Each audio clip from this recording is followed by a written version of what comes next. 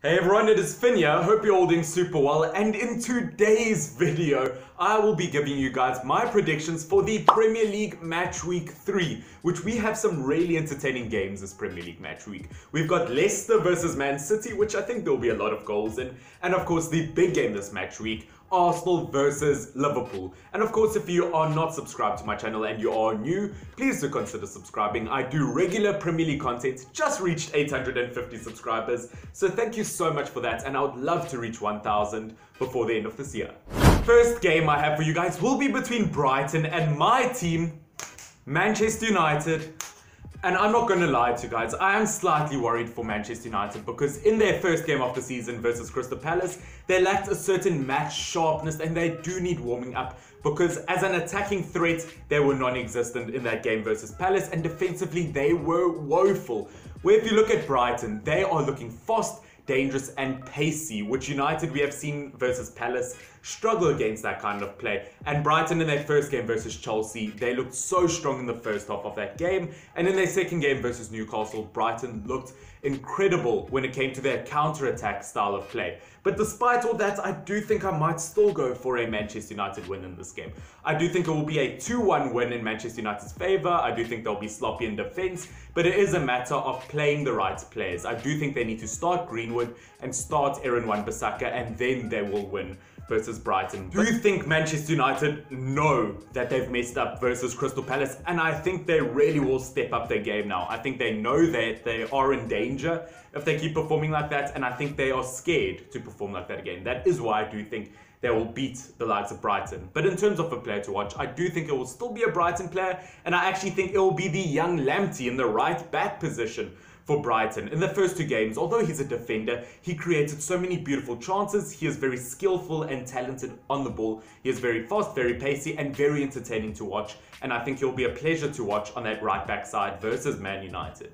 Second game I have for you guys will be between Crystal Palace and Everton. Now, I am expecting a lot of goals in this game because looking at Crystal Palace, based off of comparing them to last season, the one thing they've improved on is taking their chances. And that can go a seriously long way because if they can score 10 to 20 more goals as a team, they are looking at a top 8 finish. Zaha is having the best start to a Premier League season he has ever had. He looked so good versus Southampton and even better versus Manchester United. But despite that, I do think I will go for Everton with a 3-2 win. I think there will be a lot of goals because looking at Everton's defence versus Fleetwood in the Carabao Cup, they do need to improve defensively. Pickford is not looking that good, but I do still think Everton will win because now they do have a world-class midfield, all three of them, and even if they miss a midfielder, they still have Andre Gomez and Sigurdsson, who, although not in the prime of their careers anymore, they are seriously good players to have as backups. And in terms of attack, Richarlison is looking like the player Everton wanted him to be, and Calvert-Lewin going to be my player to watch in this fixture.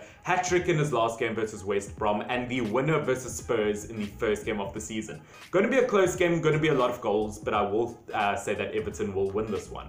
West Brom versus Chelsea is next. Now guys, I think you all know where this is going. It is fairly easy to read. Looking at West Brom in their first two Premier League games this season, they have conceded 8 goals. Defensively, they are not looking strong. And even with their brand new signing of Ivanovic, I mean, he could do a really decent job in the centre-back position. He is, of course, a Premier League legend. But even with him in the squad, they have just lost to Brentford in the Carabao Cup. I'm not too confident in West Brom's abilities defensively, although I will say I don't think they played that bad versus Everton in their previous game. Although they did concede a lot of goals, I do think Everton were just too precise for West Brom. And unfortunately, I do think Chelsea will be the same situation. Chelsea at the moment are playing really good attacking, really precise football, and I think Chelsea will go away with a comfortable 4-1 win. I do think West Brom will score because, well, Kepa Arrizabalaga, it's a pretty guaranteed goal. Just stand right in front of him. But at the same time, West Brom, what I've realized is when they have chances to shoot, when they do have shots on target, they actually do look dangerous. So it is just a matter of creating more chances. But in terms of a player to watch, as I said, pretty comfortable win for Chelsea. 4-1, so of course you would expect maybe a Havertz, who just got his first ever senior hat-trick, Timo Werner, but nope, I'm going to go for N'Golo Kante, a crowd favourite, not because I think he'll score, but because in his first few Premier League games this season, he has created some beautiful link-up play, he is playing higher up on the pitch than he normally does, and he really is playing beautiful football at the moment. So I don't think he'll score or assist, but I do think he'll be a great playmaker in this game. Burnley versus Southampton. Now I actually think this will be a very, very close game. Burnley have only played one Premier League game at the moment, and it was versus Leicester City, which of course they conceded 4 goals. Not looking good, but it was their first game of the season. They did need warming up, as I said, like Manchester United early on in this video. But Burnley, as you can see, as the game progressed, they did start to pick up on pace. They did create more chances, and they did look better defensively. So I do think Burnley will probably get a win versus Southampton. I am going to go for a 2-1 win. I'm saying that because looking at Southampton, they have not looked strong in their 2 opening games of the season. First game versus Crystal Palace, you at least expected it to look close, where Southampton actually just looked horrible. And in their game versus Spurs, they just conceded 5 goals. Unfortunately, Spurs were just way too fast for Southampton, and I just don't see them looking good defensively or midfield-wise at all. I don't think Southampton looks strong. I do think the player to watch, though, will be Danny Ings, just because he is looking very good at the moment in terms of a good striker for Southampton, and he probably will be the best player on the pitch in this game.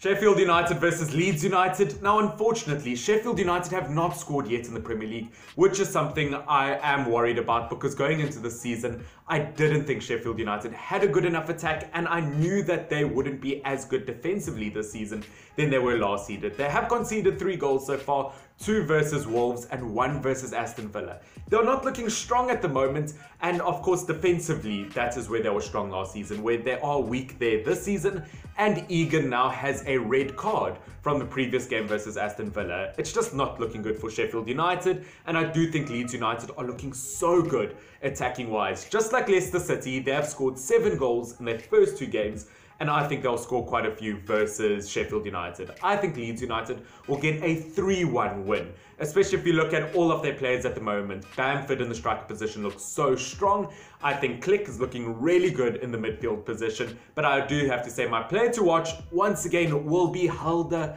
Costa in that right wing position. He was my player to watch for Leeds in the last match week. He scored 2 goals. I am keeping him as my player to watch.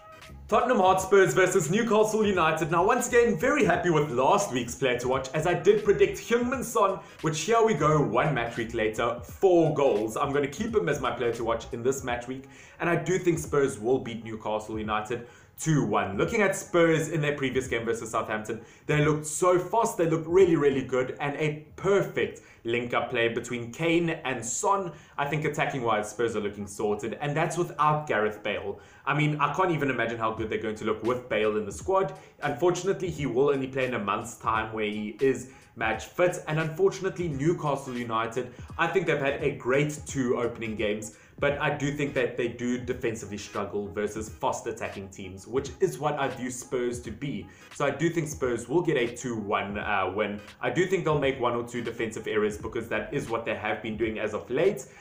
So that is where the Newcastle goal will come from. We have our first big game this Premier League match week. It is going to be Manchester City versus Leicester City, which if it was last season, I would say there could be a lot of goals in this game. And I would predict it would be a 4-3 to whoever the winner is. But I don't see it being the same as last season, purely because I don't think Leicester City have the same attacking sharpness as they did last season. I mean, yes, they've scored 7 goals in their first 2 Prem games this season, but 2 of those have been penalties versus West Brom, and 1 was an own goal versus Burnley. I don't think Leicester City have quite reached the attacking mark that they potentially could yet, and I really hope that they do pick up on that. But looking at Manchester City, their opening game versus Wolves, they looked so strong, they looked so fast. Even without Sergio Aguero, they created so many chances, and they look very, very dangerous. My only concern for City is the fact that they don't have Laporte because of the coronavirus, which once again, I hope that he does recover very soon. And although Ake is good in the centre-back position, he just doesn't have the physical presence that Laporte has. But I do still think City will win. I think it will be a 2-1 win, and the player to watch, in my opinion, will be Raheem Sterling. He looked very good versus Wolves, and we can't forget that he almost got 20 Prem goals last season. I think it will be an exciting game to watch, and it will be very, very close. West Ham United versus Wolves. Now, looking at West Ham early on this season, their first game was against Newcastle United, where they looked really bad defensively. And to be honest, if they kept playing like that, they can seriously find themselves in a relegation battle. But in my opinion, versus Arsenal, they were actually the far better team. And I think they were extremely unlucky not to get a win in that game. Not unlucky not to get a draw. I think they deserved a win in the game. They were playing that good. And looking at Wolves, I think attacking-wise, they're actually not looking too bad. I think they had a great performance versus Sheffield United. They didn't allow too many chances for them to attack them. But versus Manchester City, they did struggle a tiny bit. And I think the move of Jota to Liverpool is a huge problem for Wolves. I do think they need a proper replacement. But at the same time, I think Nelson Semedo, the brand new right back from Barcelona for Wolves, will be a huge signing for them to replace the likes of Doherty. I'm saying that in terms of attacking as well, because now that he is there, Adama Traore can move back to a wing position where he is an attacking threat. Prudence can move to the other side because he's also been playing well, and Jimenez can play between them. Now that Nelson Semedo is there, they are able to make those changes to do that. And I do think Wolves, attacking-wise, will be much better now and get a 3-1 win over West Ham. I think the player to watch will probably be the likes of Jimenez, because although Jimenez doesn't get too many chances throughout the game, when he gets a chance, he makes sure to take it. Second last game is going to be between Fulham and Aston Villa. Now, looking at Fulham, I do think that they have stepped up after that game versus Arsenal, and they looked much better versus Leeds United. But unfortunately, I do think they are very similar to what Norwich was last season. When they attack, they can look dangerous and they can potentially take their chances quite well. But at the end of the day, defensively, they are still a tiny bit too poor. But I do think Mitrovic will probably get a goal or two. He is going to be my player to watch in this game because, of course, he had a really good season in the Championship last season. 26 goals. I do think he can score against Aston Villa, but I do think Aston Villa will get a 2-1 win. I think Bertrand Traore in the wing position, brand new signing, could potentially do very well for them. Grealish still has to step up, but hasn't looked totally bad so far. Ollie Watkins has really settled into the new striker position. And Martinez in goal, the brand new goalkeeper from Arsenal. I mean, clean sheets in his debut and saved a penalty. What a perfect man for the job. And I think defensively, he has almost solo sorted this team out. And I do think he'll help Aston Villa get a 2-1 win.